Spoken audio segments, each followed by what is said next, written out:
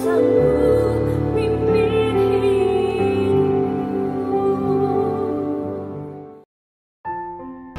sejahtera dan shalom untuk kita semua, lebih khusus saudara-saudara umat Tuhan yang berada di rumah masing-masing oleh karena situasi dan kondisi. Dan kita percaya bahwa walaupun kita tidak pernah ketemu, tidak pernah bertatap satu dengan yang lain, tapi dalam naungan dan kasih Tuhan, kita percaya bahwa saudara-saudara aman, sehat-sehat dalam lindungan dan penyertaan Tuhan. Nah, saudaraku yang kekasih, sebelum kita lanjut untuk mendengarkan suara Tuhan melalui firman-Nya di saat ini, mari kita berdoa. Dalam kasih yang indah di saat ini Tuhan, kami datang di hadapan hadirat-Mu. Kami naikkan syukur dan terima kasih karena pertolongan Tuhan begitu indah dan ajaib dalam hidup ini. Sehingga di saat yang indah ini kami menyediakan kehidupan kami untuk mempelajari kebenaran firman-Mu. Tolong kami Bapa, hadirlah bersama kami dan berkati renungan kami di saat ini, terutama firman Tuhan yang akan kami pelajari ini, menjadi berkat dan kekuatan bagi kehidupan kami masing-masing. Terpujilah nama-Mu, ampuni dosa kami Bapa, berfirmanlah kepada kami. Dalam nama Tuhan Yesus kami berdoa. Amin. Saudaraku yang Tuhan Yesus berkati, judul pelajaran firman Tuhan di hari yang ke-60 ini adalah kemiskinan yang diberkati. Ayat penuntun kita terdapat di dalam Matius pasal 5 ayat yang ketiga. Bunyi firman Tuhan sebagai berikut. Berbahagialah orang yang miskin di hadapan Allah, karena merekalah yang empunya kerajaan surga.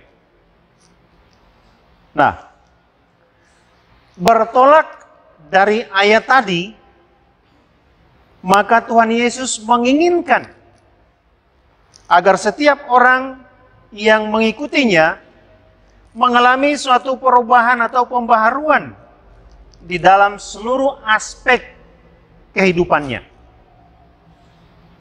Dengan demikian maka setiap pengikutnya ini menjadi orang yang serupa dengan Yesus.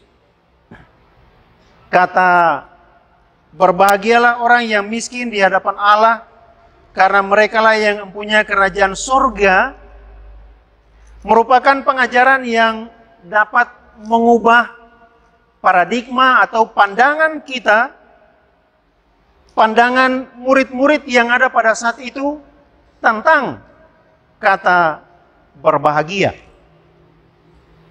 Nah, di sini Tuhan Yesus mengartikan atau mengaitkan kebahagiaan dengan kemiskinan. Nah, ini adalah merupakan sesuatu yang memang rasanya sangat sulit untuk bisa dipahami oleh kita manusia secara umum, untuk mengaitkan kebahagiaan dengan kemiskinan.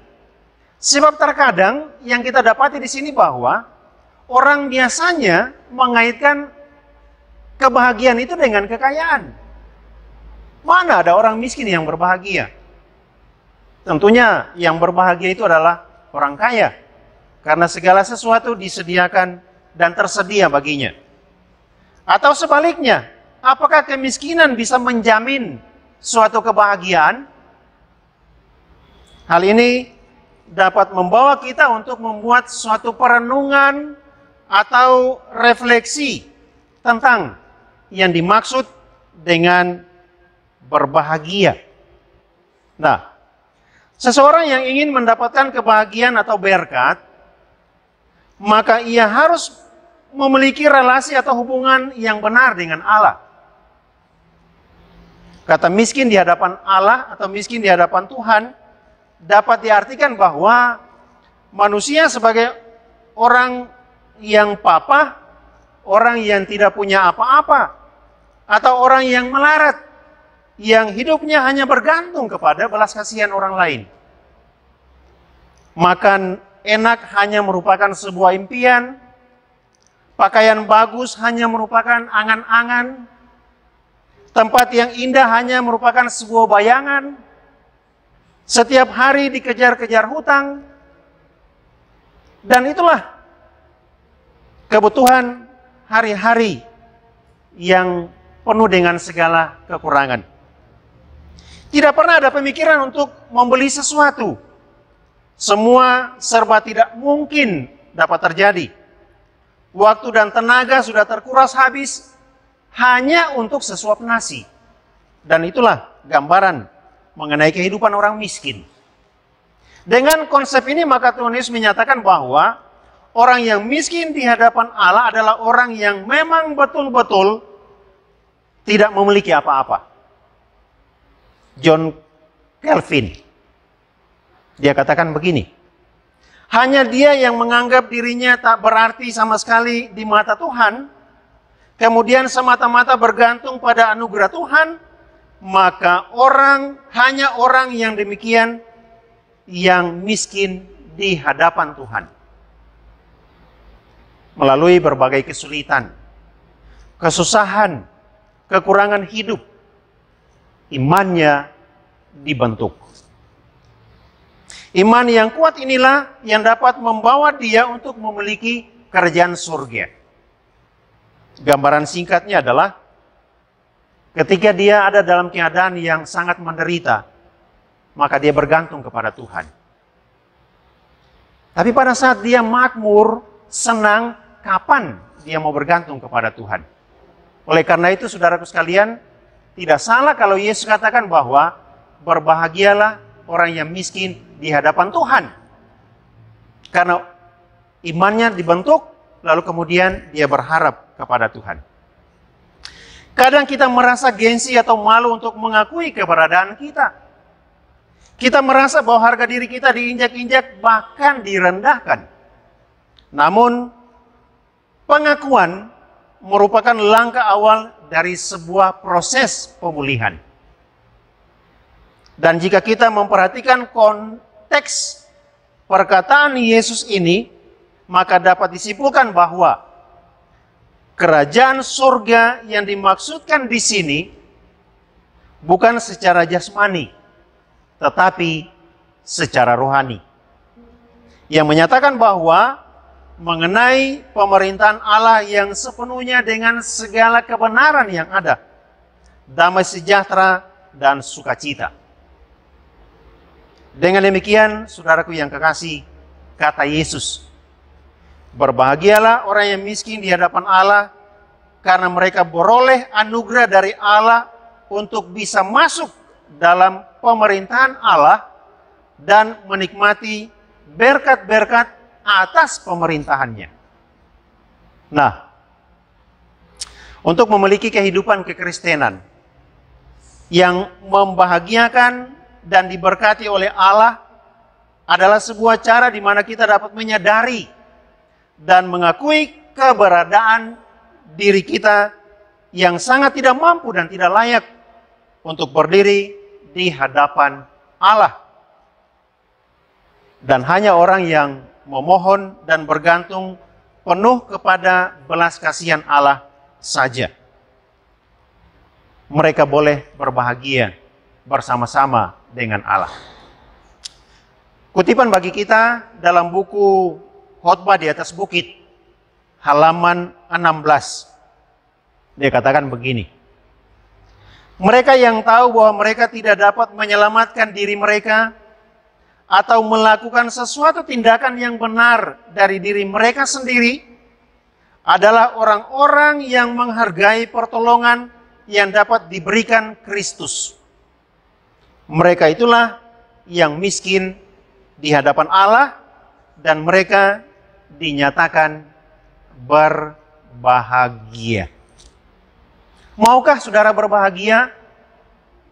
Otomatis secara spontan kita katakan mau. Tapi dapatkah Kita mengakui keberadaan kita di hadapan Allah, di hadapan dunia ini, bahwa kita merupakan orang yang papa, orang yang tidak punya apa-apa. Ya tentu berpulang pada pribadi kita masing-masing. Semoga firman Tuhan di saat ini, kata berbahagia yang dimaksudkan oleh Yesus di sini, menjadi bagian saudara dan saya, sehingga kita ada dalam kerajaan Allah dan menikmati pemerintahannya.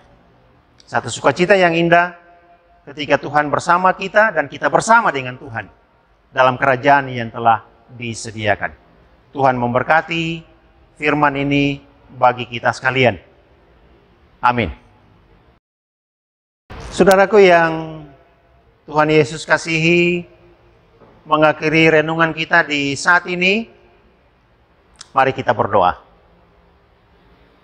Dalam sukacita kami kembali mengucap syukur kepadamu ya Tuhan, karena kasih dan pertolongan Tuhan telah menuntun kami dalam renungan kami di saat ini. Kiranya berkat dari firman Tuhan ini dapat menjadi bagian kehidupan kami untuk menapaki hidup di tengah-tengah dunia ini, dengan segala keberadaan kehidupan kami masing-masing. Kami selalu bergantung dan berharap kepadamu Tuhan, dan kami percaya Engkau tidak pernah akan meninggalkan kami masing-masing untuk jalan sendiri di tengah-tengah dunia ini. Teristimewa dalam situasi kondisi yang kami hadapi di saat ini. Kami butuh pertolongan-Mu, kami butuh perlindungan, kuasa dan rahmat-Mu Tuhan, sehingga kami aman dari ancaman virus yang berbahaya ini. Dimanapun kami berada, aktivitas apapun yang kami lakukan, kiranya kami diberkati, dan dengan berkat itu kami boleh menikmati kehidupan di dunia ini Tuhan. Berdoa bagi umat-umat-Mu yang tengah berada di rumah mereka masing-masing, dalam situasi kondisi yang mereka hadapi. Kalaupun berada dalam keadaan sakit, Tuhan berkati mereka. Tengah berada dalam situasi kondisi yang tidak menentu ini, dengan segala tugas pekerjaan apapun yang kami lakukan, berkat-berkat-Mu kiranya dapat kami nikmati, sehingga nama Tuhan dipermuliakan. Berkati bagi hamba-hamba Tuhan, berdoa bagi hamba-hamba Tuhan yang melaksanakan tugas pelayanan mereka. Kasih dan pertolongan surga selalu menuntun, sehingga tiap pelayanan yang mereka lakukan dapat menjadi berkat bagi jemaat-Mu Tuhan. Pemerintah kami, pemimpin-pemimpin gereja kami, para medis, bahkan semua orang yang mungkin tengah berada dalam proses perawatan oleh karena COVID-19 ini. Tuhan berkati kami semua dalam rahmat dan cinta-Mu dengan segala keperluan, kebutuhan apapun yang kami perlukan, ya apapun yang kami butuhkan dalam menangani setiap masalah-masalah yang dihadapi di saat ini. Tuhan kiranya berkati sehingga ada jalan keluar, ada keselamatan, ada kesembuhan yang dapat terjadi lewat sebuah mujizat yang Tuhan tunjukkan, dan disitulah nama Tuhan dipermuliakan. Tuhan Bapa di surga, kami berdoa lagi untuk renungan kami yang akan datang, pergumulan-pergumulan kami, bahkan kehidupan yang kami jalani. Hadirlah bersama kami Tuhan, menyertai dan memberkati setiap kehidupan kami masing-masing, sehingga kami tetap mengucap syukur kepadamu ya Tuhan. Terpujilah nama-Mu, inilah doa kami Bapa. Ampuni salah dan dosa kami yang begitu banyak. Dalam nama Tuhan Yesus kami sudah berdoa kepada Bapa di surga. Amin. Demikian saudaraku yang kekasih, renungan kita di saat ini. Tuhan memberkati kita semua. Shalom dan salam sejahtera.